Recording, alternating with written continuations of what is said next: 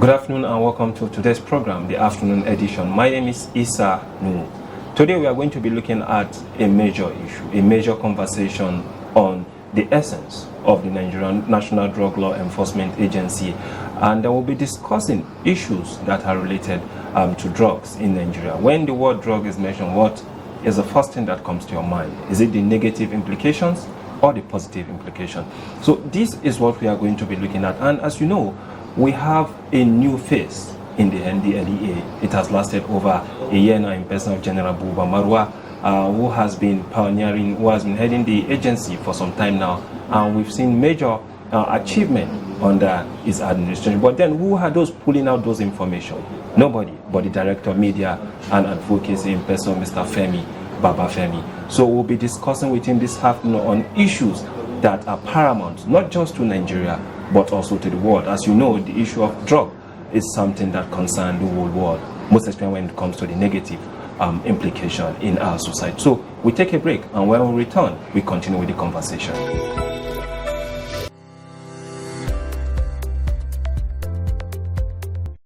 The Federal Capital Territory now has a residents engagement platform where all residents of the FCT can interact with the FCT administration.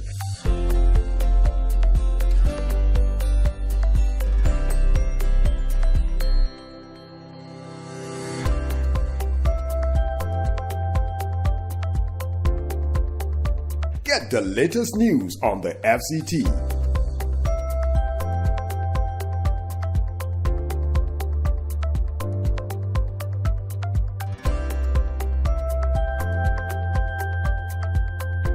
Call whenever there are emergencies and report any unwholesome practice in the capital city.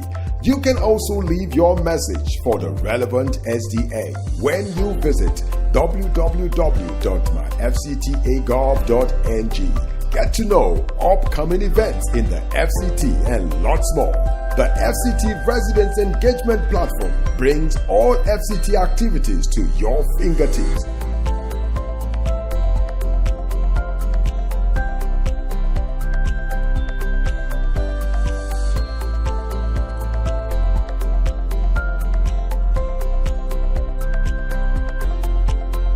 Now accessible on all devices.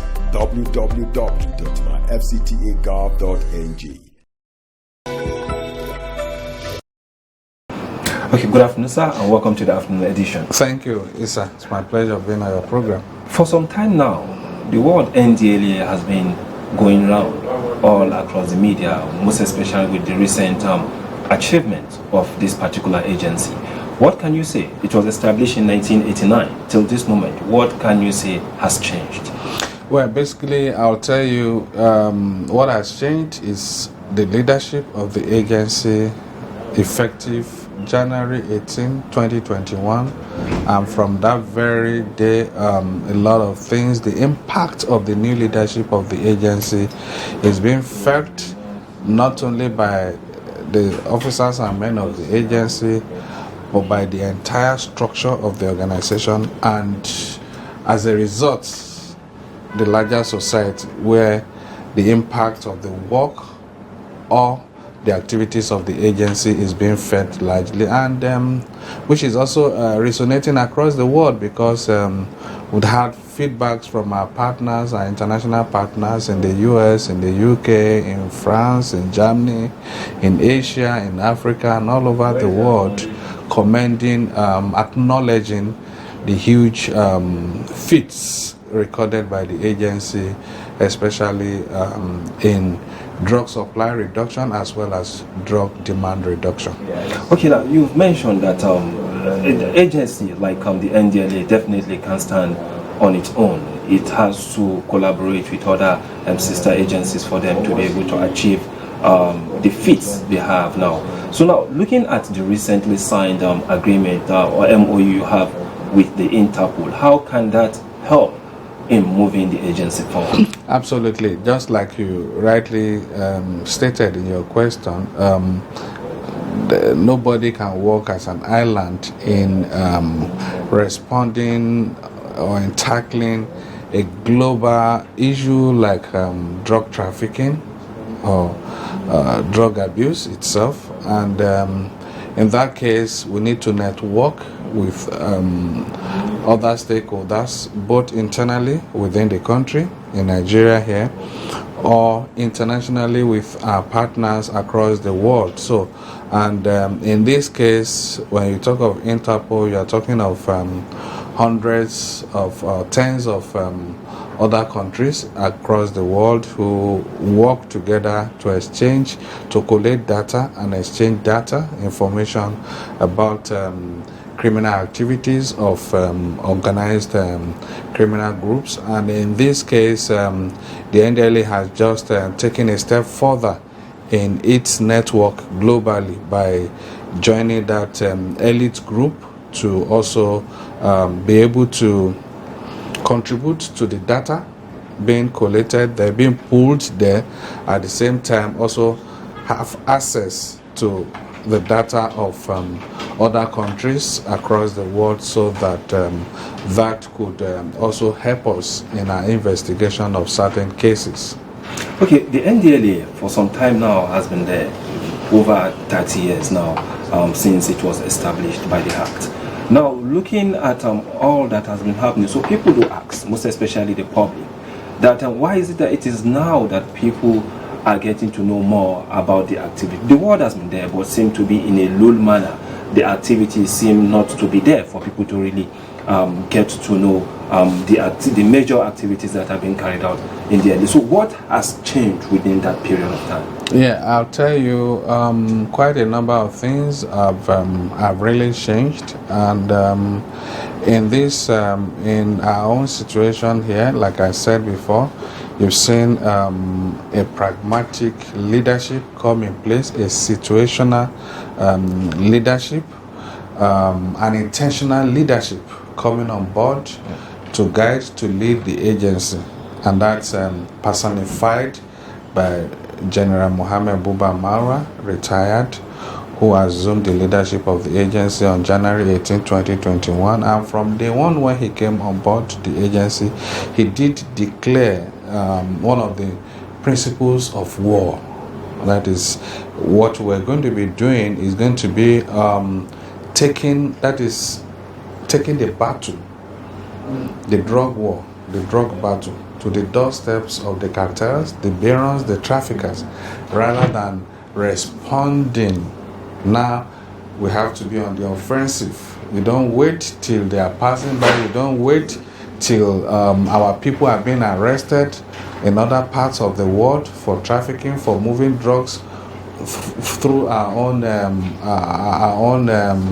borders to other places. Now we have to take the battle, the war, to the doorsteps of the cartels behind all of these things, and that's the essence of launching the offensive action. And within the country here, you've also seen the agency taking the battle to the forest, deep into the forest, where hundreds of hectares of cannabis farms are being cultivated, and tons of that psychoactive substance being produced for the consumption of our people, and to some extent some to for export. And so we've been able to take that battle to them, to destroy those things right at the source where they are producing them. And for those that felt they can also, those are the international syndicates, the organized criminal gangs that actually think they can use Nigeria as transit to warehouse their illicit substances, especially the Class A drugs, and from here take them, distribute them to other parts of the world. We also have sent, and will continue to send, a very strong message to the international syndicates, those that have over the years been using Nigeria as transit routes to distribute their illicit substances, especially the Class A drugs, to other parts of the world, America, UK, Asia, even Africa, for us send a strong message to them, especially with the recent huge seizure of cocaine. That's over 2.1 tons of cocaine in a warehouse in Lagos, where that was meant to have been distributed to other parts of the world. That's a strong message to them that Nigeria will no longer be their safe haven, either to warehouse or to transit or share these illicit substances across the world. So that is the whole essence of the offensive action. We won't wait till these are broken down in pieces, in small grams for distribution on our streets, in our communities, but then we'll try as much as possible. It takes a lot, but then the agency, as it is in its present frame and form, it's poised to go after the various sources of these illicit substances to make sure that we block the tap from them, so that there will be less for us to do in mopping up the small grams, the little quantities across communities and streets all over the country. Okay, but people have also argued because issues that has to do with the public. Definitely there will be a public judgment, there will be a public sentiment with regards to the alacrity in enforcing the ban of the 1.8 ton of cocaine that was discovered in Lagos. That should have also served as an exhibit, probably, when you are prosecuting the suspect. So why the rush? I'll tell you this. Now, the exhibits needed for the prosecution of the case is still very intact. One, that particular action was done as a proactive step to prevent the possibility of that quantity, which has never happened in the history of this country, being recycled. Two, when you're also dealing with an international syndicate, you don't take anything for granted. You don't take chances. You don't leave anything for chances. So we're proactive enough and to follow the due process, went to the court, which is the normal thing, approached the court, because the standard is the court must give you an order to destroy. And we approached the court. We got a court order from the Court of Justice, D.E. Osiago of the Federal High Court in Lagos on 23rd September. And the court said, out of this quantity of 1,852 slabs, which comes to 2,139.55 kilograms, destroying 1,828 slabs, which comes to 2,112.05 kilograms, and keep 24 slabs, which amounts to 27.5 kilograms for the prosecution of the case. And that was exactly what the agency did. Beyond that, this was the court also said, do this in publicly, and we did as the normal thing process we follow. Invited all the various stakeholders, all the other security agencies were well represented, the military represented, the traditional institution represented, the religious organizations represented, the civil society represented, the media were represented, the suspects, which is not even a common practice, were also brought to witness all of that, and they indeed signed the destruction certificate, the certificate of destruction. So everything that we needed to do was done. I think that reaction from a section of the public was actually based on the initial misinformation by some people that probably didn't understand what happened, or that couldn't really interpret our statement on that particular exercise properly. But then I believe a lot of people are better informed by now. Okay, now let us move further because before now there was a major issue that has to do with this popular local temet name known as Mpunguru Imiri, one of the drug that is well known within the southeastern part of the country. And looking at how dangerous that drug is to the society, last year it was all over, but today we are having a major change in terms of that fight against that drug.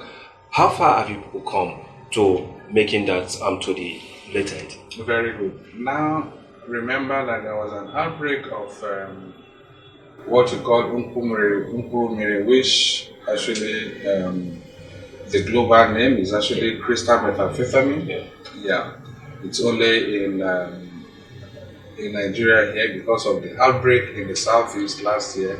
So the street name, the local name given to it in southeast is Umpumiri, which became popular. That's how a lot of people in Nigeria identify it. And with the outbreak last year, the agency again rose to the occasion.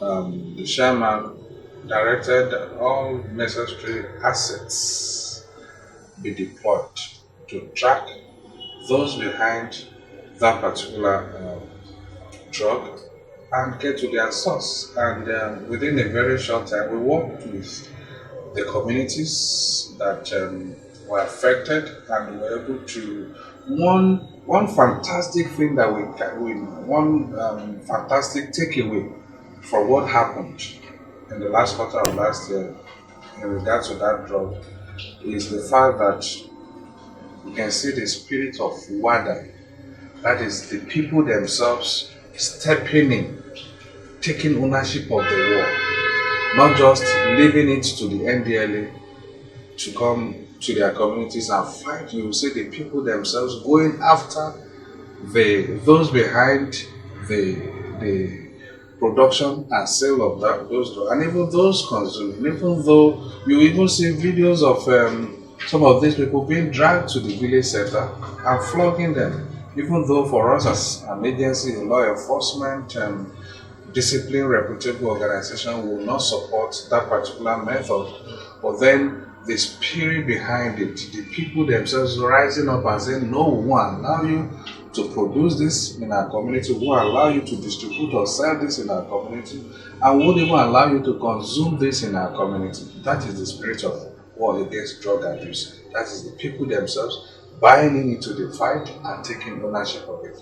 Now, having said that, again, the agency worked with a number of these communities to ensure that we stand the tide, and beyond that, the chairman directed that all assets be deployed to tracking those behind it, and you would have seen over time the results of that with the arrest of those producing the illicit substance, those distributing them. We mopped them up across the country, and the most spectacular was the discovery of the clandestine laboratory in the residential highbrow residential estate in Lagos BGC some months ago, where we were able to dismantle the laboratory where that was being produced in BGC in Lagos, and almost simultaneously also another one being where in Illicit community, Anambra State, we were able to take those two out of production, got those behind them, and they'll definitely have their day in court pretty soon. Beyond that, again, those who are distributing them, as I speak with you, we're still having a lot of follow-up actions. You also recall that a few weeks ago we also had a major seizure in Akwa Ibom State. That's where a pastor was trying to take the substance from Akwa Ibom through the Oran Beach to Cameroon, and that's 3 drums amounting to 90 kg. That's huge, of crystal methamphetamine, locally called Umpumiri.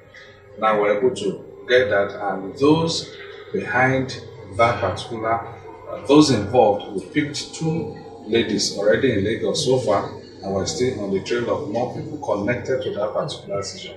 So you see, now it's not just about arresting the small moves on the street. It's about going after the big guns, the big masquerades, the barons, the dealers, those who have actually invested heavily in it, and those who control the market. Now we go after them to make sure that we take them out of circulation. No, beyond taking them out of circulation, we also go after their assets, their funds, which they use, to promote or to advance this criminal trade will also go after their funds in the bank. I'm sure you would have seen recently some of our statements where indeed we disclosed that the last 20 months thereabout, we've had more than 600 bank accounts frozen. Beyond that, 37 properties either forfeited on the interim basis or final forfeiture, as well as 249 luxury vehicles also through forfeiture. All of that is taking the battle beyond seizing the drugs, taking those behind them out of circulation, that's prosecuting them, putting them in jail, but then going after their assets, because the motivation is the money they are making from it. Because some of them can afford or they don't mind to go to jail for 5 years, when they know that when they come out, or even right when they are in jail, they can still be living large, controlling things outside, because their resources, their funds are still in the bank, their houses, their vehicles, everything still they're being enjoyed by their families. So one of the things to deter them further is to go after those things that make them, that motivate them to want to go into this. That is the assets, the things they have acquired, their resources. So we go to that point also to make sure that we deny them the benefits of the proceeds of their criminal trade. Okay, you've mentioned the word baron, and if you reflect on it, definitely one thing that will definitely come to your mind is the word Pablo Escobar. I mean, the history of drug baron is one of the major person that manage a huge cartel that goes beyond even the Southern America. And definitely, when dealing with people like this, there's always a backlash to a greater extent. Have your organization or your agency faced issues like that, maybe your personnel being attacked, or maybe your offices and the rest of them being attacked, or family member, as the case may be? Yeah, you know, this is a global challenge, and so you have that globally, so we're not isolated. So it's also something, it's also a threat we're facing, and that's also one of the reasons why we've strengthened our partnership with other law enforcement agencies and the military for support in time of emergencies. Beyond that, we've also strengthened our own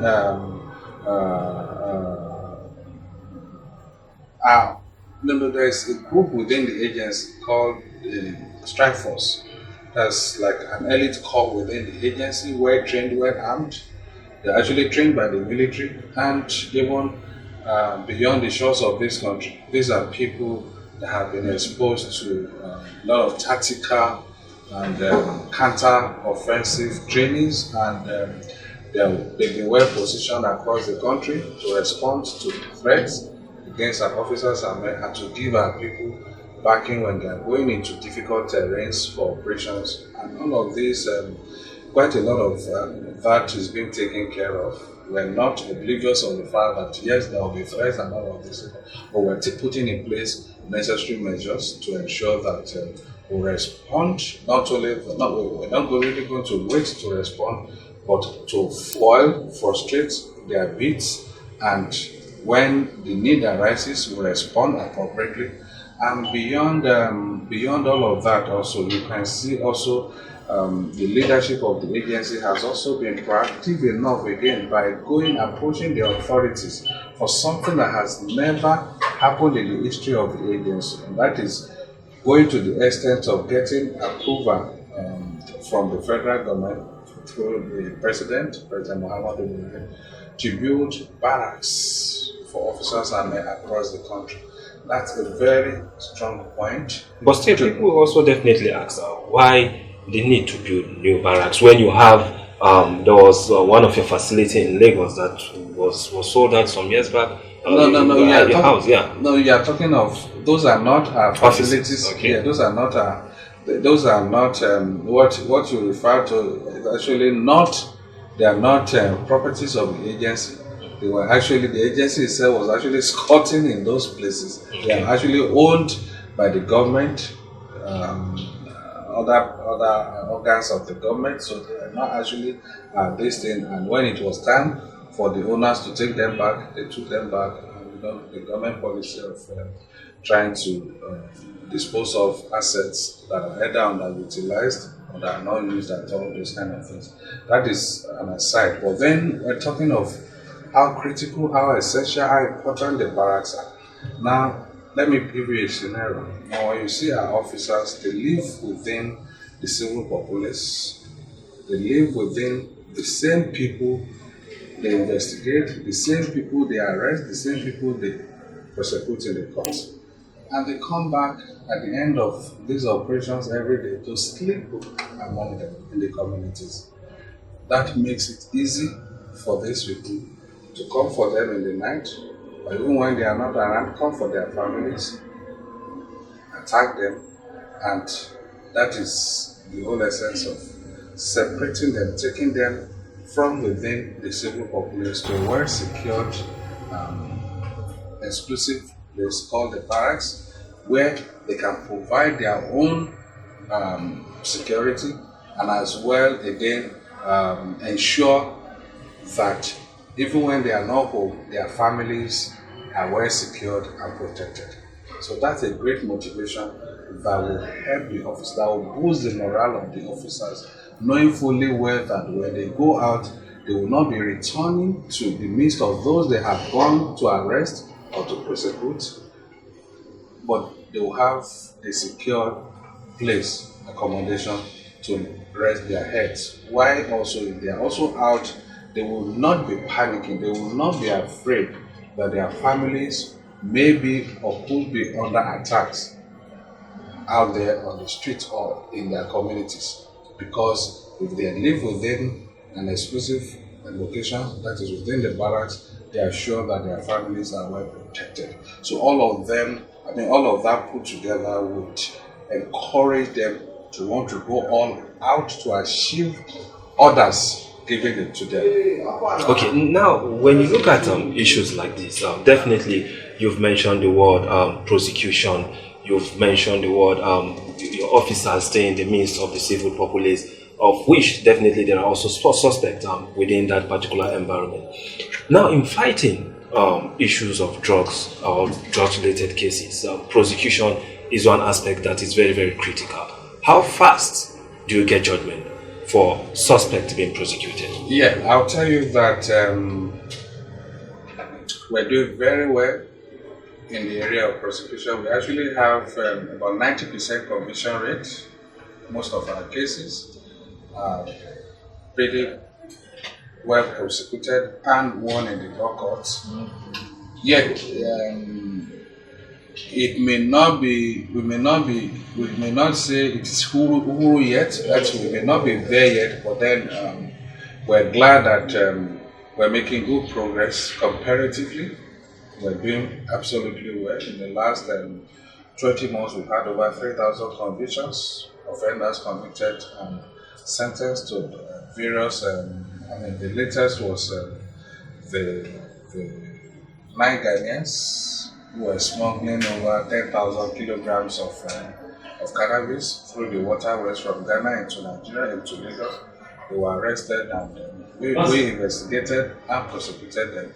And just last Friday, the Federal High Court Judge Justice Akintayo Aluko in Lagos convicted them of on the 2 grants of conspiracy and dealing in cannabis.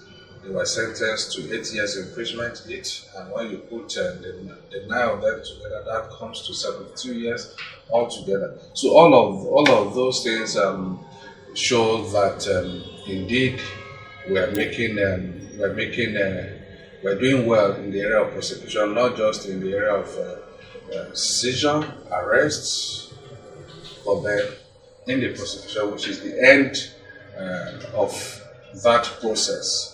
We're doing well, like I said, over 3,000 convictions in the last 20 months. That's pretty good. Yeah, there are quite some areas that may not be too pleasant to us, especially when offenders or convicts are given options of fine, and some of these fines could be ridiculous sometimes.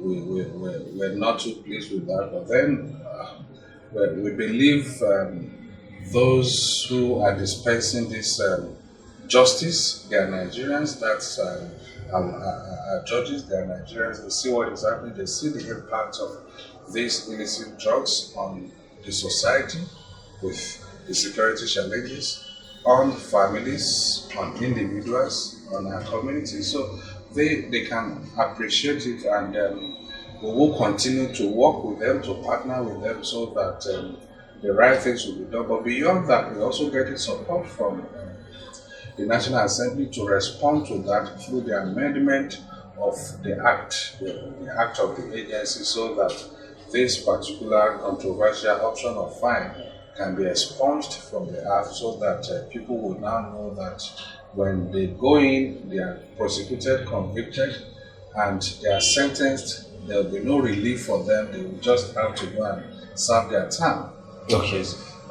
Thank you, Mr. Femi, Babafemi. But then still, there are several issues. But at the end of the day, because we are moving closer to election, and also the issue of insecurity, we've seen some of the effort being made. But then we also have to come back because we'll be going on a very short break, so that when we come back, we look at these two major issues and go towards the concluding remarks. So far, so good. And we've been discussing issues with Mr. Femi Babafemi, that's the Director of Media and Advocacy of the National Drug Law Enforcement Agency, giving us more information with regards to how they carry out their activities and then the progress made so far. So let's go for this break.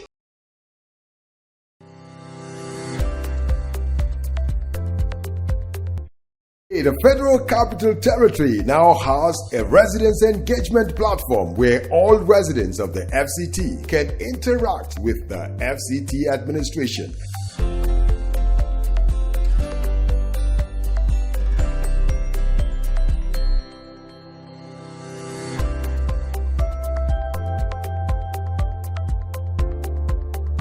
Get the latest news on the FCT.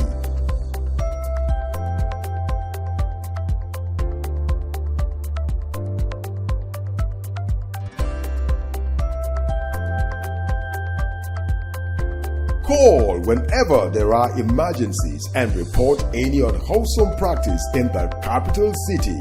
You can also leave your message for the relevant SDA when you visit www.myfctagov.ng.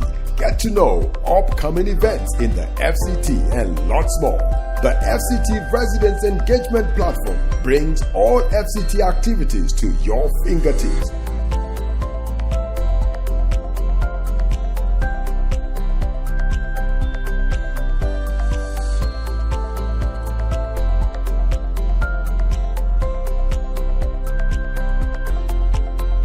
Now accessible on all devices. www.myfctagov.ng.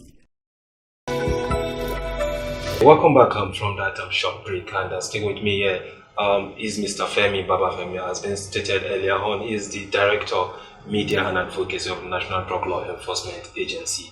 And we've heard so much, and we've heard about the intricacy that takes place with regards to how the men of the NDLEA carry out their activities on the field. So now let us quickly raise one major issue, because Nigeria, we are moving towards that point of transition, that point of election, that point where we are also testing democracy. How can the NDLEA support the INEC and other agencies to see that yes, the election is that of success? Absolutely. One, I'll tell you that we're very much involved, and we would continue to do our possible best to ensure that the next general election holds successfully and peacefully across the country. We are actually part of the INEC Security Committee on the election, where we contribute our own quota. Having said that, one of the primary things that the agency has been pushing for is trying to deploy the prevention approach. That is, how do I mean? How do we avert the possibility of the people who want to elect and those that want to elect them from creating a problem before, during, and after the election. And that was why early last year, the chairman and chief executive of the agency, General began to advocate for the drug integrity test for political office seekers. But that's not limited to them. It's not targeting a particular set in the society. That's actually an advocacy that is being promoted to affect or to impact every strata of the Nigerian society, whether in the education, where we also ask that our students, whether fresh students or returning students, will also be made to face that test that will deter them, those that may want to abuse illicit substances, that will deter them from going into that, and those that are already abusing, it will also deter them from going further, because when they know that when they get back to school, the authorities will ask them to undergo drug test. So in that sector, we're pushing all of that, and we're glad that that is getting wider acceptability across the schools. However, we also do encourage the schools that when these people are tested and they test positive, don't throw them out by expelling them or rusticating them. Get them help by referring them to rehab centers where they undergo treatment, because an ailment that needs to be treated like any other ailment. Then we also look at, another way to discourage people is those prospective couples, those that want to get married. We've also been pushing for that with religious leaders, traditional rulers, who actually conduct these marriages. We're also happy again that we're also getting wider acceptability at that point. We've seen quite a number of traditional rulers, first class across the country, the Abaji in Abuja here. We've also seen in Kano, in Kaduna, across the country, people have accepted this. Our religious leaders, the Council of Ulamas, all of them have accepted this, and a number of them are actually making this as a prerequisite, because indeed it is not a law yet, but then we also do things in our interest, like people go for HIV/AIDS test before they get married, they go for genotype test before they get married. Those are also not legal requirements, but we do that in our interests and in the interest of the society, and even in the interest of the unborn children. So that is also being done. Now coming to the political class. For us, we believe also for people that want to represent us, starting not just because at the point some people misrepresented, they thought maybe, we're targeting the presidential aspirants or candidates. No, we're saying the political class generally, those that are aspiring to lead the people, whether at the councillorship level, at the local government chairmanship level, at the state house assembly level, at the governorship level, national assembly aspirants, or presidential aspirants. All of this, and indeed we took a very firm step by writing the political parties to encourage them to make this part of their requirements before they present any candidate for election. And we're glad that some of them responded positively, and we're hoping that it's a work in progress. We're hoping that subsequently there would be more positive responses to this. Beyond that, for us, apart from the people that are aspiring to lead the people, if they know that they will be tested for drugs, those of them that are already into drugs, they will back out. They won't want to do it because that won't be in their interest. Two, they would also, because you see, in a lot of cases, they see the same set of people that are aspiring to lead the people that also arm the youths with these illicit substances and guns or other weapons to cause violence during election or after election. So all of this, when they also know that this is part of their political parties' policies, this will discourage them. Not only, even if they don't consume, they will find it difficult to also give this to the children of other people to take, to alter their minds, to alter their state of mind, to go and cause violence out there, because nobody will go out to want to go and kill others or to go and create violence, cause havoc, if the person is in or her right senses. Beyond that, again, if you also look at somebody who wants to represent you, who is on drugs, whose mind is not straight, how do you entrust our commonwealth into the hands of that kind of a person? Because it's either he spends your money to buy cocaine, heroin, or some other illicit substances, or he doesn't even know what to do with your resources. He misappropriates your resources, or he messes up with your commonwealth. So all of these, they are all not part of our laws yet, but then we're driving them through advocacy, because we believe we're not doing it because we want anybody to be stigmatized. In fact, all the tests we're doing for people, because it's just like an ailment. You take your malaria, your high blood pressure, your diabetes, you take to the hospital for treatment.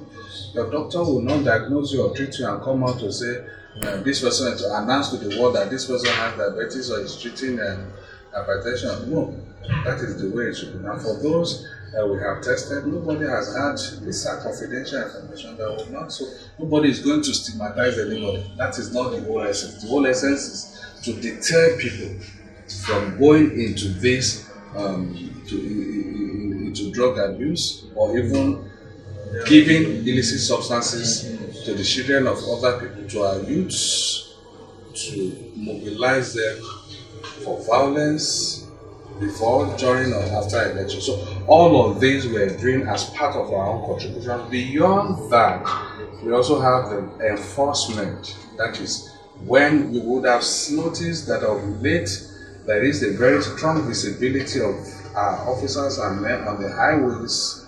When they search vehicles, they search individuals, search bags to ensure. And I'll tell you that there have been shocking revelations coming from those operations, interdiction operations, where some people would even have to avoid, because now they know that there are NDLEA officers and men on the road, to conceal the drugs, because they know our men will search the vehicles, search their bags. Now they remove the tires of their vehicle, take to vulcanizer, conceal drugs inside the tire, vulcanize it, hatch it, pump it, and put it back to the wheel. And moving on the road, thinking that, but then you would have seen, we have also seen, we've shown videos of such things that we also discover. People, and we also talk about those that have concealed it in the engine of their vehicles, or those that have created false button under their vehicles, or on the door panels, or on the dashboard. Quite a lot of disingenuous ways, and all of these we have discovered through the professionalism of our men, and also the kind of assets we deploy for these operations. But then, you've mentioned the word road interdictions and the rest of it like that. Sometimes also, men of the NDLEA probably do this stop and search, and during the course of it, you ended up not seeing anything. You delay the passengers, and people complain also. I don't know any other means for you people to carry out your activities without necessarily hampering the agenda set by individuals. Why? Their movement on the roads. Now the 10 minutes, 20 minutes, 30 minutes, or that 1 hour delay could save the life of the individual and even the lives of thousands of other persons. How? For instance, the drugs that is being moved, or the drugs that are being conveyed in that vehicle, they are meant for certain people to consume, and you know right quite well that when they consume these drugs, they lose their minds, they lose their senses. Let's say, for instance, a vehicle leaves Abuja going to Nakodi in Benin with drugs concealed. And because, we don't want people to feel they are being unnecessarily delayed for 10 minutes, 20 minutes during a stop and search operation along the Akwanga Road going to Nakodi, so we allow that to pass. And now, when it gets to Nakodi, maybe that drug is sold in a park. The driver takes that drug, and on your way back to Abuja, you board a vehicle driven by that driver, and lo and behold, a man who has lost his senses, is not in charge of anything, is being controlled by the drug, loses his minds, and he crashes everybody. Just like the rat, which was displayed yesterday, probably. Exactly. Just imagine, would it have been better if the person were to be alive and is given the option, would you want to be delayed for 10 minutes, 20 minutes, or even a whole day than losing your life? Definitely he would prefer to even be delayed for 1 week than losing his or her life. So, there will be complaints, but then that little inconvenience is far better than the consequences or the outcome of allowing those drugs to pass to the end users, because anybody can be victim of those things we allow to pass. Just like you saying, okay, when we busted the warehouse in Ikorodu, it's an operation that took 2 days within an estate. Let's say because we had to block both the entry and exit points of that estate with our armed men, even with the backing and support of military soldiers, just to ensure that nothing goes wrong. And that will automatically inconvenience residents within that estate. You know that. But I'm sure they are happier for it now. But at that point, it's possible for 1 or 2 persons to say, these people that are just blocking like this, we don't even know what they are doing. They are using their own to disturb the peace of the neighborhood and blah, blah, blah. But then just imagine if we had said, because we don't want to inconvenience people, residents, we don't want to disturb the peace of the neighborhood, so we should allow this to pass. Just imagine what over 2.1 tons of cocaine could do to undermine law and order or even the economy of a country. Whether that thing is allowed to go and is distributed across the world, the impact on that, on the lives, on public health, on security. Now when the funds are even back into that, if you look at, close your eyes to the drugs, let's say they succeeded in selling the drugs and the funds are back, do you know whether those funds are channeled into the hands of insurgents, terrorists? That's where I'm coming to. Because the issue of national security is a thing of national concern. It doesn't just belong to the government, it's something that belongs to all Nigerians. National security, with the word coming like independent people of Biafra, the Boko Haram, the bandits, and then the OPC as it used to be in the past. When you look at all these agitations across, these are critical issues. And if you remember, some months back, the governor of Anambra State, President Charles Soludo, raised concern with respect to some of the inventories that were found in one of the hideouts of the popularly known unknown gunmen. How has the NDLEA worked in making sure that they tame the impact of these non-state actors? Well, thank you for that, Professor. We've never hidden the fact that there is a strong nexus between drugs, illicit drugs, and the spate of security challenges we have across the country, whether you talk of insurgency in the northeast, you talk of banditry in the northwest, you talk of kidnapping for ransom in the north central, you talk of the unknown government in the southeast, you talk of other criminalities in the southwest and the south-south, all across. It's something that is everywhere. Every part of the country has their own share of the problem. Now, over time, we've had our security agents go into the enclave of these criminal elements to clear them, and at the end, they will find packets or bags of used or still intact drugs littering the whole place. What does that tell you? Meaning that they'll be feeding on those things. Two, we've all seen instances of people who have gone into their camps, whether to negotiate with them or as victims. These people have also come back to tell us that indeed these guys are perpetually snorting, puffing, or even injecting themselves with illicit substances.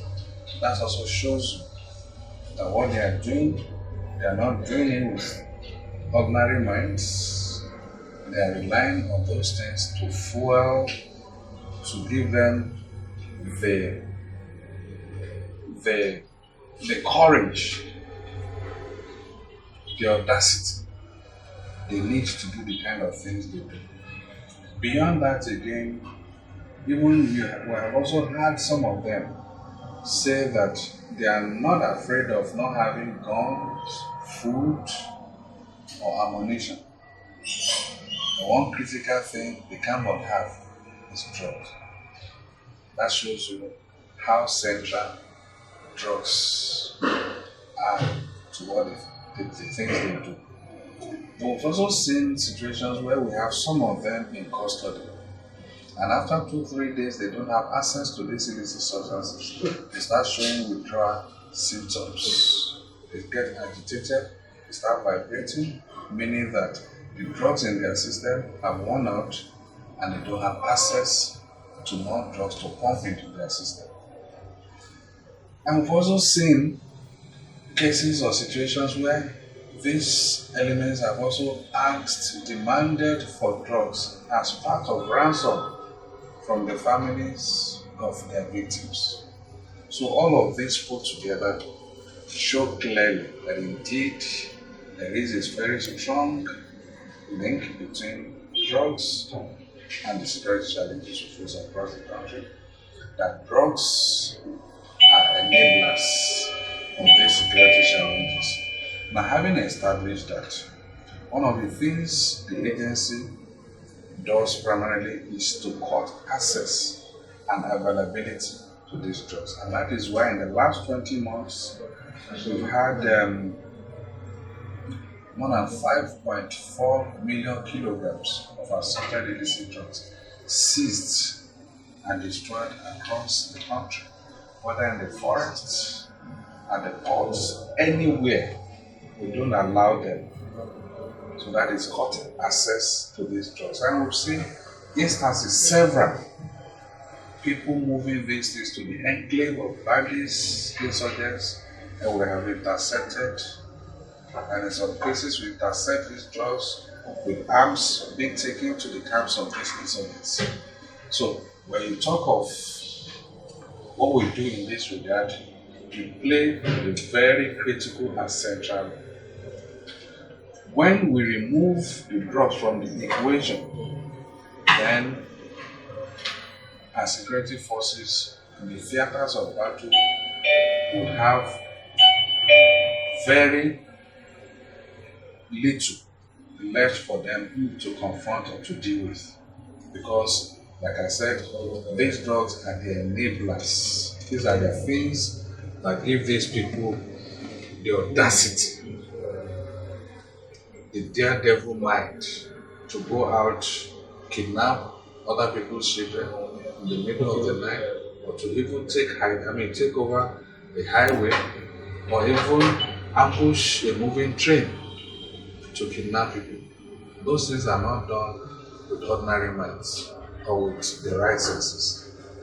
their minds have been altered with these illicit substances. And we're glad that, like I said, in the last 20 months, more than over 5.4 kilograms of assorted illicit drugs across the country. And today I can tell you categorically that indeed, due to the operation and the activities of the agency, the love of these drugs are now scarce, and that they are not available, or those that can even still, that can that still find their way around, they are out of the reach of quite a number of them, and that's exactly what has propped up what you call the new psychoactive substances, because a lot of these people can no longer afford those in circulation because the prices have gone up, because we mopped up the majority. I can tell you from our field operations and feedbacks from across the country, we know that these things are getting out of the reach of quite a number of them. Let me pick, for instance, a bottle of codeine-based syrup that used to sell for 300, 500 naira. Today I tell you that across, you see places where it is now sold for 5,000, 7,000, and even as much as 15,000. A small bottle of codeine-based syrup. So that shows you what we're doing is impacting on the access and availability of these drugs. And that's why, like I said, we have for them, okay, if we can't get these conventional illicit substances, what can we do? That's why they're improvising all manner of things. And that's our response to that is also to drive our advocacy very well. You can see recently when we started, we noticed that what is supposed to be herbal products, popularly called akuskura, they are now, those producing them, they are now mixing some other illicit substances, especially cannabis, with it. And we declared war, then we started arresting them, and hardly could a week pass now without the NDLEA intercepting them across, especially because they are usually produced in Ibadan, Oyo State. And just till last week, we still intercepted Kwara Command intercepted over 20,000 bottles of that, moving to about 4 states of Katsina, Gombe, and Benin Kebbi. That should be in Kebbi State. Yeah. So we keep a trail of them, and we're also glad that we have a major stakeholder, that's NAFDAC, has also come out to declare it an illegal drug, an illegal psychoactive substance, ban it outrightly. And so that makes it, that also enables us, strengthens us to go after it wherever we find it, and seize them and prosecute those producing or distributing them. All of that will be doing, and I can tell you that we are playing our role actively and very well.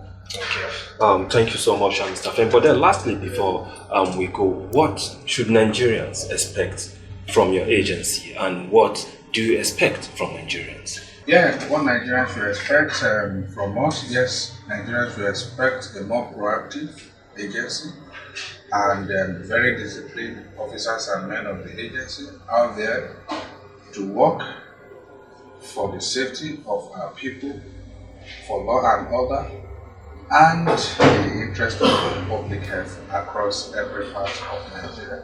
And for us, we also expect that Nigerians will take ownership of this work, because it's all about them, not just about President Buhari, not about General Marwa, not about the officers and men of the agency, but it's about you, it's about me. And so wherever we find ourselves, we all have our own areas of influence. Either you talk to somebody about it, not to abuse drugs, to disengage for those that are already abusing drugs, and more than ever before, support the agency with information needed to go after those cartels, those merchants of death that are selling illicit substances for the destruction of the lives of our children out there. And that's exactly what we expect from Nigerians, and we will continue to do our best to ensure that they are not disappointed in us. Okay, thank you so much. It's nice having this discussion or conversation with you this afternoon, and I hope Nigerians are definitely going to support you. So this is how far we can go on the program, the afternoon edition, with the Director of Media and Advocacy, Mr. Femi, Babafemi. He has been doing what we oath of him to do based on the act that establishes the NDLEA. Thank you, and stay blessed.